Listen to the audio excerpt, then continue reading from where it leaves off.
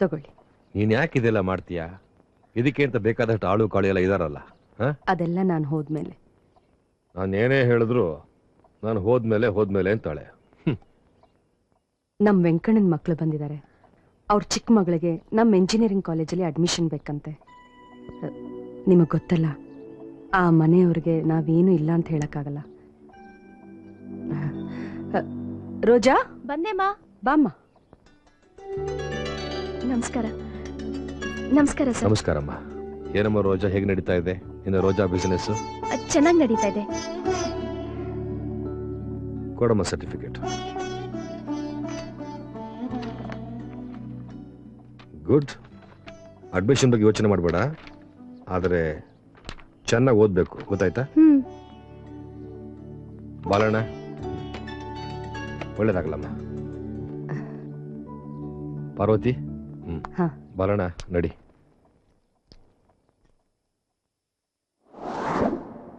ಮಾತುಕತೆ ಶುರು ಮಾಡೋದಕ್ಕೆ ಮುಂಚೆ ನಿಮ್ಮೆಲ್ಲರಿಗೂ ನಾನು ಧನ್ಯವಾದಗಳನ್ನು ಹೇಳ್ತಾ ಇದ್ದೀನಿ. ನಾನು ಈ ಮೀಟಿಂಗ್ ಕರೆಯೋದಕ್ಕೆ ಕಾರಣ ನಮ್ಮ ಹೊಸ ಯೋಜನೆ, ಮೆಡಿಕಲ್ ಕಾಲೇಜ್. ನಿಮಗೆಲ್ಲ ತಿಳಿದಿರೋ ಹಾಗೆ ನಮ್ಮ ಎಲ್ಲ ಎಸ್ಟಾಬ್ಲಿಷ್ಮೆಂಟ್ಗಳಿಗೂ ನಮ್ಮ ತಂದೆ ಮಾದೇಗೌಡರ ಹೆಸರನ್ನ ಇಟ್ಟಿದ್ದೇವೆ. ಆದರೆ ಈ ಮೆಡಿಕಲ್ ಕಾಲೇಜ್ಗೆ ನನ್ನ ಧರ್ಮಪತ್ನಿ ಪಾರ್ವತಿ ಹೆಸರನ್ನ ಇಡ್ತಾ ಇದ್ದೀನಿ. Parvati institute of medical sciences. ಒಂದು ಸಾಮಾನ್ಯ ಜೀವನದಿಂದ ಇಷ್ಟು ದೊಡ್ಡ ಸಾಮ್ರಾಜ್ಯದವರೆಗಿನ ನನ್ನ ಪ್ರಯಾಣದಲ್ಲಿ ಜೊತೆಗಿದ್ದವಳು ಪಾರ್ವತಿ. ಈ ಮೆಡಿಕಲ್ ಕಾಲೇಜ್ ಅವಳಿಗೊಂದು ಕಾಣಿಕೆ. ಬರೋ 10ನೇ ತಾರೀಕು ಉದ್ಘಾಟನೆ. ಗವರ್ನರ್ ಬರ್ತಾ ಇದ್ದಾರೆ. ಕಾರ್ಯಕ್ರಮ ಗ್ರ್ಯಾಂಡ್ ಆಗಿರ್ಬೇಕು, ತುಂಬಾ ಗ್ರ್ಯಾಂಡ್ ಆಗಿರುತ್ತೆ. ನಾನು ಇದನ್ನ ಎಷ್ಟು ಗ್ರ್ಯಾಂಡ್ ಆಗಿ ಮಾಡಿಸ್ತೀನಿ ಅಂದ್ರೆ ನಿನ್ನ ಜೀವನದಲ್ಲಿ ಇದನ್ನ ಮರೆಯಕ್ಕಾಗಲ್ಲ, ಮರಿಬಾರ್ದು. ಏನು ಏನೆಲ್ರು ಹಂಗ್ ನೋಡ್ತಾ ಇದ್ದೀರಾ? ನಾನ್ ಬೇರೆ ಲೋಕದಿಂದ ಬಂದೊಂಥರ ಕಾಣಿಸ್ತಾ ಇದ್ದೀನ? ನಾನು ರಾಜೇಂದ್ರ ಗೌಡ, ವಿಶ್ವನಾಥ ಗೌಡರ ಸುಪುತ್ರ. ನಮ್ಮಪ್ಪನ ಪ್ರಕಾರ ಈ ಕುಟುಂಬನ ಸರ್ವನಾಶ ಮಾಡಕ್ ಹುಟ್ಟಿರೋ ಶನಿ. ಯಾಕಪ್ಪ ಹೀಗೆಲ್ಲ ಮಾತಾಡ್ತೀಯ ರಾಜ? ನೀನ್ ಯಾವನ ಕೇಳಕ್ಕೆ? ಆ ಕಡೆ ಕಿರ್ಚ್ಬೇಡ. ಈ ಧ್ವನಿ ಕೇಳಿ ನಡುಗ್ತಾ ಇದ್ದಿದ್ ಕಾಲ ಒಂದಿತ್ತು. ನೀನ್ ಆ ಬಿಕನಾಸಿ ಹೆಂಗ್ಸನ್ ಮದುವೆ ಆಗೋದಕ್ ಮುಂಚೆ. ಸಾಕು, ಹೊರಡು ಇಲ್ಲಿಂದ. ನನಗ್ ಗೊತ್ತು, ನನ್ನನ್ನ ಇಲ್ಲಿಂದ ಹೊರಗೆ ಹಾಕೋದಕ್ಕೆ ನೀನ್ ತುದಿಗಾಲಲ್ಲಿ ನಿಂತಿದ್ಯಾ. ಆಮೇಲೆ ಈ ಕತ್ತೆಗಳ ಸಪೋರ್ಟ್ ತಗೊಂಡು ಮೆಡಿಕಲ್ ಕಾಲೇಜ್ಗೆ ಆ ದರಿದ್ರದವ್ರ ಹೆಸರಿಡ್ಬೋದು ಅಂತ. ನಾನ್ ಹೇಳೋದನ್ನ ಸರಿಯಾಗಿ ಕೇಳಿಸ್ಕೊ. ಈ ಮೆಡಿಕಲ್ ಕಾಲೇಜ್ಗೆ ಸತ್ ಸ್ವರ್ಗದಲ್ಲಿರೋ ನನ್ನ ತಾಯಿ ಹೆಸರಿರುತ್ತೆ, Uma Maheshwari institute of medical sciences. ಅವಳ ನೆನಪಿನ ಕಾಣಿಕೆಯಾಗಿ. ಜೀವಂತ ಕಾಣಿಕೆ ಇದೆಯಲ್ಲ, ನೀನೇ ಸರ್ವನಾಶ ಮಾಡಿಕೊಟ್ಟಿರೋವನು. ಇನ್ನು ಉಳಿದ ಜೀವನಕ್ಕೆ ಅಷ್ಟು ಸಾಕು. ಹೊರಟೋಗು ಇಲ್ಲಿಂದ. ಹೋಗ್ತೀನಿ, ಆದ್ರೆ ಕಾಲೇಜ್ಗೆ ಆ ಹೊಲಸು ಹೆಂಗಸಿನ ಹೆಸರಿಡಬೇಕು ಅಂತ ನೀನು ಇನ್ನೂ ಪ್ಲಾನ್ ಮಾಡ್ತಾ ಇದ್ರೆ ಅನುಭವಿಸ್ತೀಯ. ಈಗ ಸ್ವಲ್ಪ ಹೊತ್ತಿಗೆ ಮುಂಚೆ ನೀನು ಒದರ್ತಾ ಇದ್ದಿದ್ದನ್ನು ಕೇಳಿಸ್ಕೊಂಡೆ.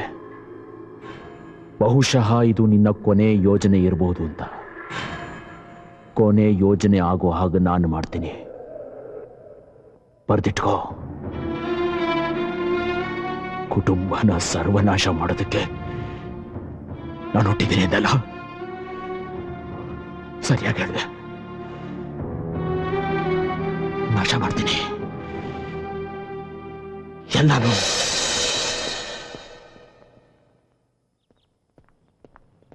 ಹಲೋ ಹಾಫ್ ಬ್ರದರ್, ಅನ್ಕೊಂಡೆ ಇಲ್ಲೇ ಇರ್ತೀಯ ಅಂತ. ಅಪ್ಪನ ನಿರ್ಧಾರನ ಕೇಳಿಸ್ಕೊಂಡೆ ತಾನೆ? ಕೇಳಿಸ್ಕೊಂಡೆ. ಆದ್ರೆ ಹಾಗೆಲ್ಲ ಆಗಲ್ಲ ಮೈ ಡಿಯರ್ ಹಾಫ್ ಸಿಸ್ಟರ್. ಹಾಗೆ ಆಗುತ್ತೆ. ಕಾಲೇಜ್ಗೆ ನನ್ನಮ್ಮನ ಹೆಸರೇ ಇಡ್ತಾರೆ. ನಾನದು ಡೈರೆಕ್ಟರ್ ಆಗ್ತೀನಿ. ಲಾಭದಲ್ಲಿ ಯಾವ್ಯಾವ ನಾಯಿಗಳಿಗೆ ಎಷ್ಟೆಷ್ಟು ಪಾಲ್ ಕೊಡ್ಬೇಕು ಅನ್ನೋದನ್ನು ನಾನೇ ಡಿಸೈಡ್ ಮಾಡ್ತೀನಿ. ಹೌದಾ? ಅದ್ಭುತವಾಗಿದೆ ಕನ್ಸು. ಆದ್ರೆ ಇದು ನನ್ಸಾಗಲ್ಲ. ಕಾಲೇಜು ನನ್ನ ತಾಯಿ ಹೆಸರಿನಲ್ಲಿ ಇರುತ್ತೆ. ಹಾಗಾಗ್ಲಿಲ್ಲ ಅಂದ್ರೆ ಈ ಬಿಲ್ಡಿಂಗ್ ಇಲ್ಲಿರಲ್ಲ. ನೀನು ಕನ್ಸ್ ಕಾಣ್ತಿದ್ಯಾ ರಾಜ? ಕಾಲೇಜ್ಗೆ ಯಾರ ಹೆಸರಿಡ್ಬೇಕು ಅಂತ ಇವ್ರಪ್ಪ ಆಗ್ಲೇ ಡಿಸೈಡ್ ಮಾಡಾಗಿದೆ. ಅದು ಹಾಗೆ ಆಗತ್ತೆ. ಬಾಯ್ ಮುಚ್ಚಲೆ. ನೀನ್ ಯಾವ ಕೊತ್ತವಲ್ಲ ನಮ್ಮನೆ ವಿಷಯದಲ್ಲಿ ತಲೆ ಹಾಕಕ್ಕೆ. ನೀನು ಬರೀ ಕೆಲಸದವನು, ಇವಳ ಗಂಡನಾಗಿ ಕೆಲಸ ಮಾಡೋ ಕೆಲಸದವನು. ಅಷ್ಟ್ ಮಾಡ್ಕೊಂಡಿರೋ. ನನ್ ಗಂಡನ್ ಬಗ್ಗೆ ಹಾಗೆಲ್ಲ ಮಾತಾಡೋದಿಕ್ಕೆ ಎಷ್ಟೋ ಧೈರ್ಯ ನಿನ್ಗೆ? ನನ್ನ ದಾರಿಗೆ ಯಾರಾದ್ರೂ ಅಡ್ಡ ಬಂದ್ರೆ ನಾನ್ ನಾಶ ಮಾಡ್ಬಿಡ್ತೀನಿ. ಅದ್ ನೀನಾದ್ರೂ ಸರಿ, ನಿನ್ ಗಂಡ ಆದ್ರೂ ಸರಿ. ಹೆದರ್ಸ್ತೀಯಾ? ಏನ್ ಮಾಡ್ತೀಯಾ? ಏನೋ ಮಾಡ್ತೀಯಾ ನೀನು? ಸುಟ್ಟು ಬಿಡ್ತೀನಿ.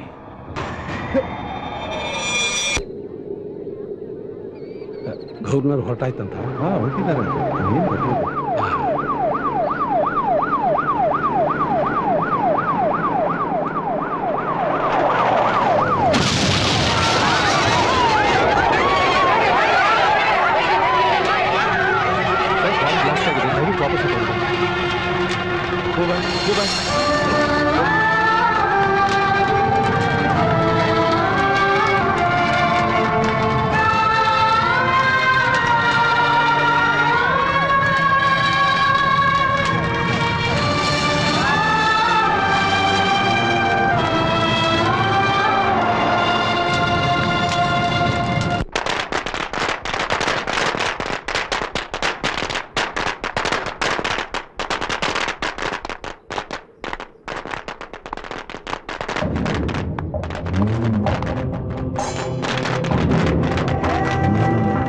ಅವ್ರ ಕನಸು ಸುಟ್ಟು ಹೊಗೆ ಆಡ್ತಾ ಇರುವಾಗ ಆ ಮುದುಕನ್ ಮುಖ ನೋಡ್ಬೇಕಾಗಿತ್ತು.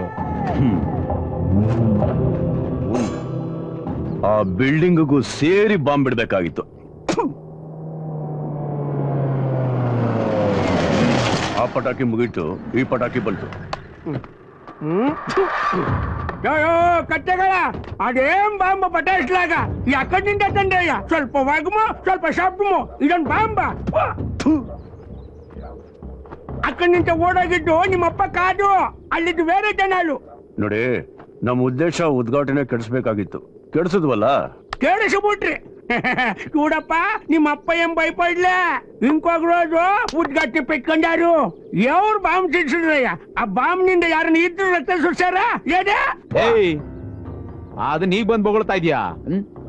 ಆ ಕಾಲೇಜ್ ಸ್ಯಾಂಕ್ಷನ್ ಆರ್ಡರ್ ಮೇಲೆ ಸ್ಟೇ ತಗೊಂಬಂತ ದುಡ್ಡು ಕೊಟ್ರೆ ಏನ್ ಮಾಡ್ತಾರೆ? నేనేం చేసేదానికి అవుతుండప్పా? చూడప్ప, దిಢీరంటే మా సర్కారము పోతుందని ఎవరు తెలుసు? నాకేమో కలిసి బిడ్డ. చూడప్ప, రేపు రిజల్ట్ వస్తుంది. నేనే మినిస్టర్, హెల్త్ మినిస్టర్. మొదలనే కెల్సము ఆ దరిద్ర మెడికల్ కాలేజ్ కి స్టే తీసుకుని వచ్చేదే తెలుసా?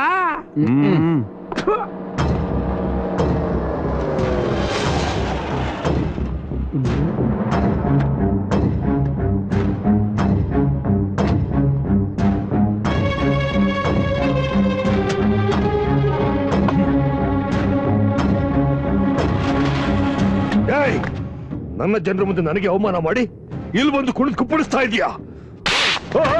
ನಿಲ್ಸಯ್ಯ, ಇದು ನನ್ ಜಾಗ. ಯಾವ ಜಾಗದ ಬಗ್ಗೆ ಮಾತಾಡ್ತಾ ಇದೀಯಾ? ನೀನ್ ಯಾರು ಅನ್ನೋದನ್ನ ಮರ್ತು ಬಿಟ್ಯಾ? ನಿಮ್ಮಮ್ಮ ಮಿಲ್ಲೋನರ್ ಮನೆ ಕೆಲ್ಸಕ್ಕೆ ಸೇರ್ಕೊಂಡು ನಿಧಾನವಾಗಿ ಅವನ ಹಾಸಿಗೆ ಸೇರ್ಕೊಂಡ್ಲು. ನೀನ್ ಯಾವಾಗ ಅವಳ ಹೊಟ್ಟೆಲ್ ಬೆಳೆಯಕ್ ಶುರು ಮಾಡಿದ್ಯೋ ಆವಾಗ ಮಿಲ್ಲೋನರ್ನ ಬ್ಲಾಕ್ ಮೇಲ್ ಮಾಡಿ ಈ ಜಾಗನ ಬರ್ಸ್ಕೊಂಡ್ಲು. ಈ ಮೂರ್ಖ ನನ್ ಮಗ ಚಿಕ್ಕವನಾಗಿದ್ದಾಗ ಆ ಹುಡುಗನ್ ಸಾಯಿಸೋದು ಕುಂಭ ಕೊಟ್ಟಿದ್ದನ್ನ ಮರ್ತ್ಬಿಟ್ಯಾ? ಈಗಲೂ ಮಾರಿತ್ರ ಅವನ ಹಿಂದೆ ಬಿದ್ದಿದ್ಯಾ? ಅದು ಈ ರಾಜಕೀಯ ನಾಯಿಗಳ ಜೊತೆ ಸೇರ್ಕೊಂಡು. ನಾಯಿ ಕುಕ್ಕ ಎವರ ಕುಕ್ಕ ಧೈರ್ಯ ಮೆಂತುಂದ ನೀಕು ಬಾಯಿ ಮಗನೇ, ನಿನ್ನಂತ ಹುಳ ಎತ್ತದಕ್ಕೆ ಧೈರ್ಯ ಬೇಕಾ? ಇಲ್ಲ ಬಗಲ್ಬಿಡ್ತೀನಿ. ನೋಡ್ಕೊಂಡಿರ್ತಿರಲ್ಲ ಕೊಟ್ಟಂಡ್ರ. ಯಾವನಾದ್ರೂ ಅಳ್ಳ ಆಡಿದ್ರೆ ಸುಟ್ಟು ಹಾಕ್ಬಿಡ್ತೀನಿ. ಒಂದಿಷ್ಟು ಧ್ವಜ ಘೋಷಣೆಗೆ ನಾನು ಹೆದರ್ತೀನಿ ಅನ್ಕೊಂಡಿದ್ಯಾ? ನೀನು ವಿಶ್ವನಾಥ್ ಎದುರಿಸ್ಬೋದು ಅನ್ಕೊಂಡಿದ್ರೆ ಅದು ನಿನ್ನ ತಪ್ಪು ಕಲ್ಪನೆ. ನಾನು ಮಿಲ್ಲೋನರಷ್ಟು ಸುಲಭವಾಗಿರಲ್ಲ. ನಿನಗೆ ಇನ್ನೊಂದು ವಿಷಯ ಹೇಳಬೇಕು. ಇವತ್ತಿನಿಂದ 3ನೇ ದಿನ ಉದ್ಘಾಟನೆ ನಡೆಯುತ್ತೆ. ಇನ್ನೂ ವಿಜೃಂಭಣೆಯಿಂದ. ತಡೆಯೋ ತಾಕತ್ತಿದ್ರೆ ತಡಿ, ಆವಾಗ ವಿಶ್ವನಾಥನ ಇನ್ನೊಂದು ಮುಖ ನೋಡ್ತೀಯ.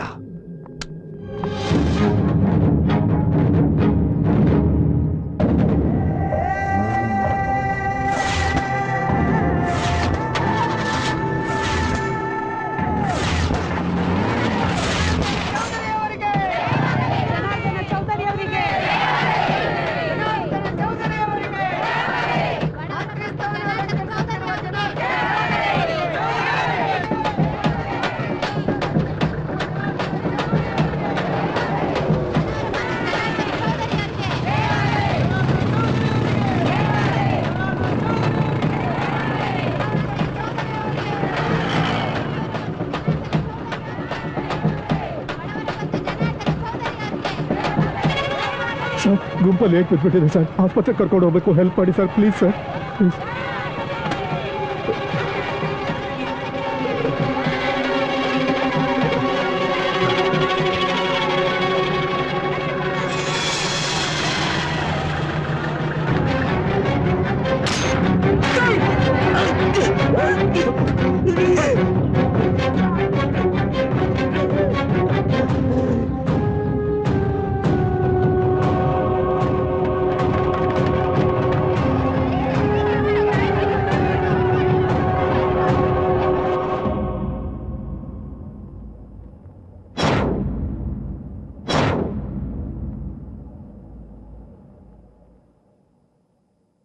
ಪ್ರಾಸಿಕ್ಯೂಷನ್ ಮನವಿಯನ್ನು ಪುರಸ್ಕರಿಸಿದ ಈ ನ್ಯಾಯಾಲಯ ಆರೋಪಿಯನ್ನು 15 ದಿವಸಗಳ ಕಾಲ ಪೊಲೀಸ್ ಕಸ್ಟಡಿಗೆ ನೀಡಿದೆ.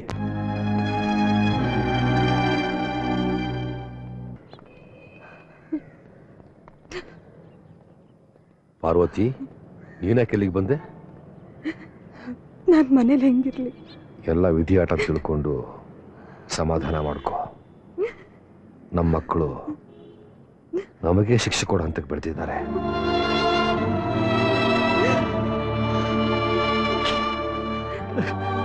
ಪಾಲಣ್ಣ, ನಿನ್ನ ಕಣ್ಣೀರಲ್ಲಿ ನನ್ನ ಮೇಲಿರೋ ಆದರ ನಂಬಿಕೆ ನನಗೆ ಕಾಣುತ್ತೆ. ನನ್ನ ಮನೆ ಜವಾಬ್ದಾರಿನ ನೀನೇ ಹೊರಬೇಕು. ನೇಣ ಸತ್ಯ ನಾನು ಎಲ್ಲರ ಹತ್ರ ಹೇಳ್ದೆ, ಯಾರು ನನ್ನ ಮಾತು ನಂಬ್ತಿಲ್ಲ. ಸತ್ಯನ ದೇವ್ರು ಮಾತ್ರ ನಂಬ್ತಾನೆ.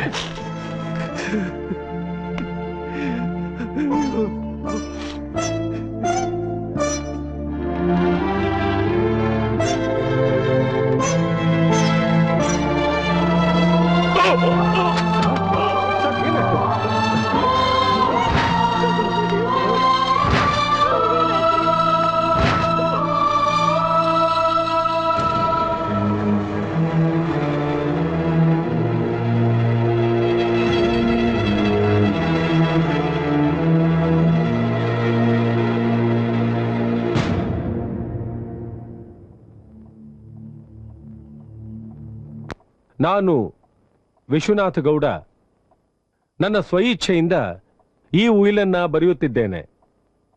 ನನ್ನ ಮರಣ ನಂತರ ಇಷ್ಟು ವರ್ಷಗಳಲ್ಲಿ ನಾನು ಸಂಪಾದಿಸಿದ ನನ್ನ ಎಲ್ಲ ಆಸ್ತಿಯನ್ನ ನನ್ನ ಇಬ್ಬರು ಮಕ್ಕಳಾದ ರಾಜೇಂದ್ರ ಗೌಡ ಮತ್ತು ರಾಣಿ ಗೌಡ ಇಬ್ಬರು ಸಮನಾಗಿ ಹಂಚಿಕೊಳ್ಳತಕ್ಕದ್ದು.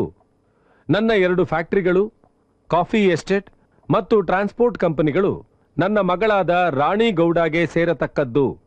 ಹಾಗೆಯೇ ನನ್ನ ಎಲ್ಲ ಎಜುಕೇಷನ್ ಇನ್ಸ್ಟಿಟ್ಯೂಷನ್ಗಳು ಮತ್ತು ನನ್ನ ಕ್ವಾರೀಸ್ಗಳು ನನ್ನ ಮಗ ರಾಜೇಂದ್ರ ಗೌಡನಿಗೆ ಸೇರತಕ್ಕದ್ದು.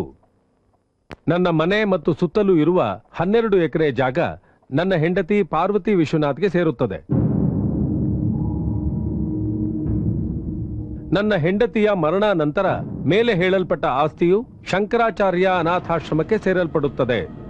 ಇದ್ಯಾವ ಸೀಮೆ ನ್ಯಾಯ? ನಾವೆಲ್ಲ ಅವ್ರ ಮಕ್ಕಳು, ಇದೆಲ್ಲ ನಮಗ್ ಸೇರ್ಬೇಕು. ಈ ಮನೆ ಕಟ್ಸಿದ್ದು ವಿಶ್ವನಾಥ್ ಸಾರ್, ನಿಮ್ಮ ತಾತ ಅವರಲ್ಲ. ಹಾಗಾಗಿ ವಿಶ್ವನಾಥ್ ಅವರು ಈ ಮನೆನ ಅವ್ರ ಇಷ್ಟ ಬಂದವ್ರಿಗೆ ಯಾರಿಗೆ ಬೇಕಾದ್ರೂ ಕೊಡಬಹುದು. ಸರಿ ಬಿಡು. ಈಗ ಈ ಆಸ್ತಿ ಮೇಲಿನ ಒಡೆತನ ಯಾವಾಗಿಂದ ಜಾರಿಗೆ ಬರುತ್ತೆ ಅಂದ್ರೆ ನಾನು ಯಾವಾಗಿಂದ ಚಾರ್ಜ್ ತಗೋಬಹುದು ಅಂತ.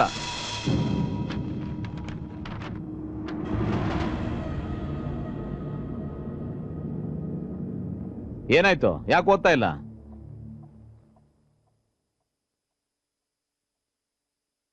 ನನ್ನ ಮಕ್ಕಳ ಮಾನಸಿಕ ಅಪರಿಪಕ್ವತೆಯನ್ನು ಗಮನದಲ್ಲಿಟ್ಟುಕೊಂಡು ಈ ಮೂಲಕ ನಾನು ಹೇಳುವುದೇನೆಂದರೆ, ನನ್ನ ಮರಣದ ದಿವಸದಿಂದ ಮುಂದಿನ 25 ವರ್ಷಗಳವರೆಗೆ ನನ್ನ ಸಮಸ್ತ ಆಸ್ತಿಯು ಕೆಳಗೆ ಸೂಚಿಸಲ್ಪಟ್ಟಿರುವ ವ್ಯಕ್ತಿಯ ಪರಾಂಬರಿಕೆ ಅಥವಾ ಸುಪರ್ದಿಯಲ್ಲಿ ಇರತಕ್ಕದ್ದು.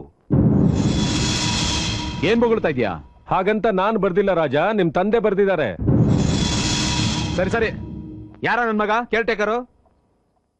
ಆ ವ್ಯಕ್ತಿಗೆ ನನ್ನ ಎಲ್ಲ ಆಸ್ತಿಯ ಮೇಲೂ ಸಂಪೂರ್ಣ ಅಧಿಕಾರ ಮತ್ತು ಹಕ್ಕುಗಳಿದ್ದು ಇದರ ಒಳ್ಳೆಯದಕ್ಕಾಗಿ ಯಾವುದೇ ನಿರ್ಣಯವನ್ನು ತೆಗೆದುಕೊಳ್ಳಲು ಸ್ವತಂತ್ರನಾಗಿದ್ದಾನೆ. ಅಲ್ಲದೆ 25 ವರ್ಷಗಳ ನಂತರ ತನ್ನ ಇಷ್ಟದಂತೆ ಈ ಆಸ್ತಿಯನ್ನು ನನ್ನ ಮಕ್ಕಳಲ್ಲಿ ಹಂಚುವ ಅಧಿಕಾರವನ್ನು ಕೂಡ ಈ ಮೂಲಕ ನಾನು ಆ ವ್ಯಕ್ತಿಗೆ ನೀಡುತ್ತಿದ್ದೇನೆ. ಯಾರೋ ಹೇಳಯ್ಯ. ಏನ್ ಮುಖ ನೋಡ್ತಾ ಇದ್ಯಾ? ಓದು. ಆ ವ್ಯಕ್ತಿ ಹೆಸರೇ ವಿಚಿತ್ರವಾಗಿದೆ. ಬಳ್ಳಾರಿ